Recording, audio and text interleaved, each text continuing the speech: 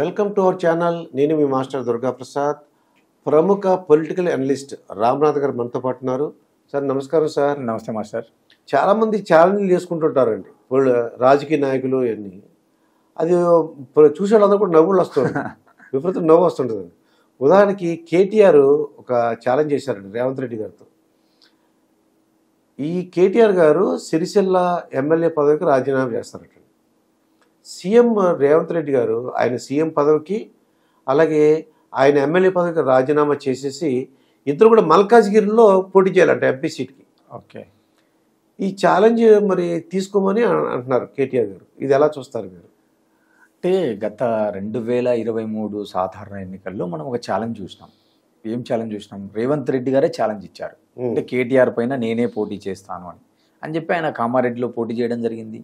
అక్కడ కామారెడ్డిలో ఇద్దరు సీఎం అభ్యర్థులు ఓడిపోవడం జరిగింది. మూడవ అభ్యర్థి అయిన బీజేపీ అభ్యర్థి గెలవడం జరిగింది. అంటే రాజకీయాల్లో ఎలా ఉంటుందంటే అటెన్షన్ కోసం, అంటే ఇప్పుడు ఈటెల రాజేందర్ గారు కూడా నేను సీఎం పైన పోటీ చేస్తానన్నారు.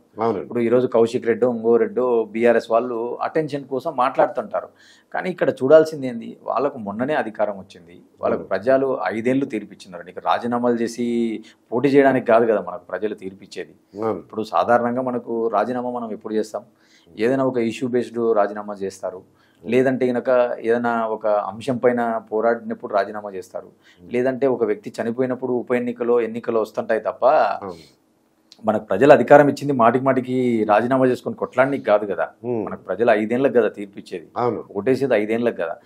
ఇవి ఏంటంటే కేవలం అటెన్షన్ కోసం. ఇప్పుడు మనం గవర్నమెంట్ వచ్చిన రోజు నుంచి సీఎం వర్సెస్ కేటీఆర్ బాగా జరుగుతుంది. మీరు అసెంబ్లీ సమావేశాలు బాగా చూస్తే మొదటి రోజు నుంచి రేవంత్ రెడ్డి ఒక మాట అంటున్నారు, నువ్వు మేనేజ్మెంట్ కోటాలో సీట్లో వచ్చిన వాడివి, సిరిసిల్లలో కేకే మహేందర్ రెడ్డి గారిని తొక్కి నువ్వు పైకి వచ్చిన వాడివి, నువ్వేమన్నా మాలాగా కార్యకర్త స్థాయి నుంచి కష్టపడి పైకి వచ్చి రాజకీయాల్లో నీకేమన్నా ఒక ఇంపార్టెన్స్ వచ్చిందా? నువ్వు పారాషూట్ బ్యాచ్ అని చెప్పి రేవంత్ ఆరోపణలు చేస్తున్నాడు.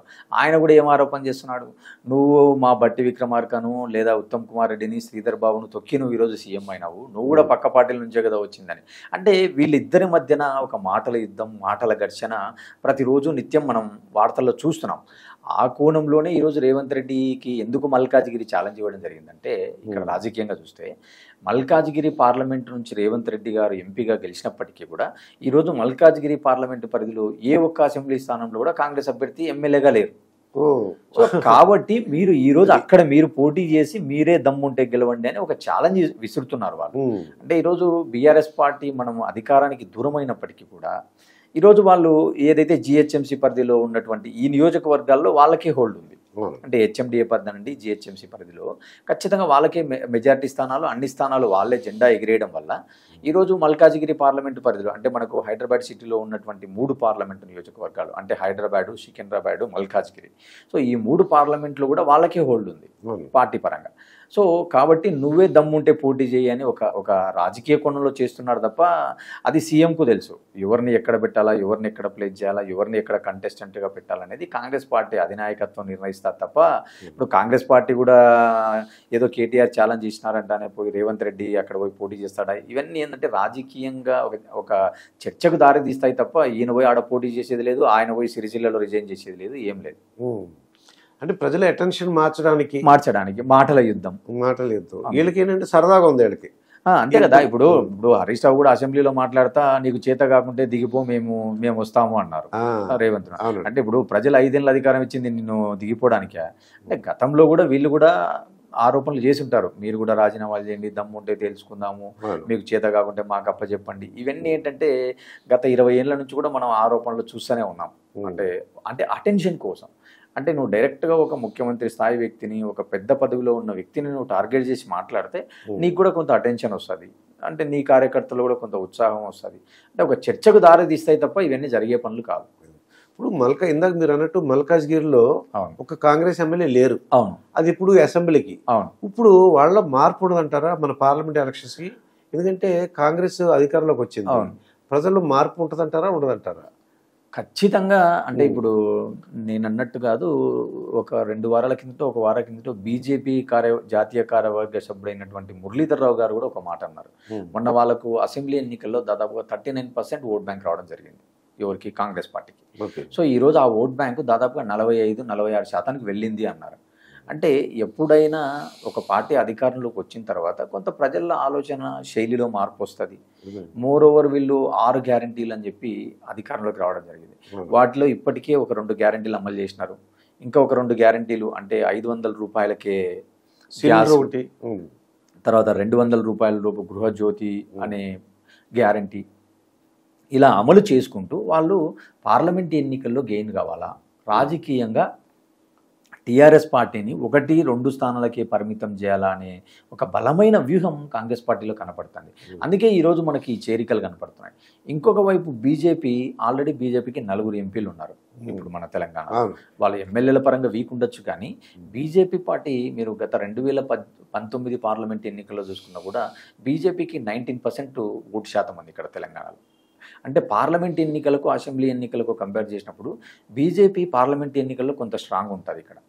సో మోర్ ఓవర్ ఇప్పుడు వాళ్ళు ఏమనుకుంటున్నారు, మోడీ గారు మళ్ళీ 3వ సారి రాబోతున్నారు అని ఒక నినాదంతో వాళ్ళు ఏమనుకుంటున్నారు, తెలంగాణలో మేము ఖచ్చితంగా ఒక మంచి నెంబర్ సాధిస్తాం. అంటే గతంలో 4 స్థానాలు వచ్చినాయి, మళ్ళీ మాకు రేపు ఒక 7-8 స్థానాలు రావచ్చు అనేటువంటి వ్యూహం బీజేపీ కనపడుతుంది.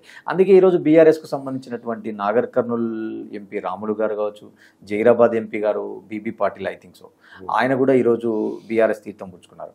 అంటే ఒకవేళ నిజంగా వాళ్ళు పోవాలంటే బీజేపీ తీర్థం పుచ్చుకున్నారు. అంటే బీఆర్ఎస్ను వీడడం కనపడతా ఉంది మనకు.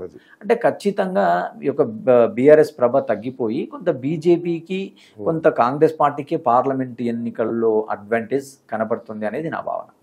మీరు చెప్పింది బట్టి నాకు అర్థమైంది ఏంటంటే, ఎమ్మెల్యేకి ఎలక్షన్లప్పుడు ఒక పార్టీకి వేసినప్పుడు కాంగ్రెస్ అధికారంలోకి వచ్చింది. అవును, గ్యారంటీ ప్రజలకు మీరు అన్నట్టు అంటే మా పనులు అవ్వాలి, అవును, ఆ ఏరియాలో మల్కాజ్గిరి ఏరియాలో కొన్ని పనులు అవ్వాలనుకోండి, అది ప్రభుత్వం వల్లే సాధ్యం అవుతుంది. అంతే కదా, మరి గ్యారంటీగా వాళ్ళు కొంత ప్రజల ఆలోచన శైలి, దృక్పథం మారుతుంది కదా. మరి మేము ఇప్పుడు కాంగ్రెస్ గెలిపించకపోతే అని ఒక సందేహం, భయం ఉంటుంది, వస్తుంది ఖచ్చితంగా. ఏంటంటే ఇప్పుడు ఆల్రెడీ మనం చూస్తున్నాం రాష్ట్రంలో చాలా మున్సిపాలిటీ కార్పొరేషన్లలో అవిశ్వాస తీర్మానాలు పెడుతున్నారు, చైర్మన్లు వైస్ చైర్మన్లు మారుతున్నారు. అంటే ఆ రోజు బీఆర్ఎస్లో ఉన్న చైర్మన్లలో ఈరోజు కాంగ్రెస్ అభ్యర్థులు చైర్మన్లుగా, వైస్ చైర్మన్లుగా మారుతున్నారు.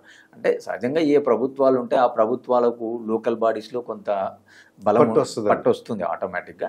సో అదే రాజకీయం వీళ్ళు కూడా చేస్తున్నారు. అంటే ఇదేం కొత్త రాజకీయం ఏం కాదు, గత 10-25 ఏళ్ల నుంచి మన ఉమ్మడి ఆంధ్రప్రదేశ్లో ఉన్నప్పటి నుంచి ఇదే రాజకీయం జరుగుతుంది. ఈరోజు రేవంత్ రెడ్డి గారు కూడా అదే ఫార్ములా ఫాలో అవుతున్నట్టుగా మనం చూడాలి. ఎందుకంటే లోకల్ పనులు ఉంటాయి, అవును, అవన్నీ కూడా అధికార పార్టీల్లో ఉన్నప్పుడే చేయగలుగుతాము అనే భావనకు వెళ్ళిపోయింది మన వ్యవస్థ. అవును. ఇదండి రామ్నాథ్ గారితో జరిగిన ఇంటర్వ్యూ. మరొక ఇంటర్వ్యూతో మీ ముందుంటాను. మీ మాస్టర్ దుర్గా ప్రసాద్.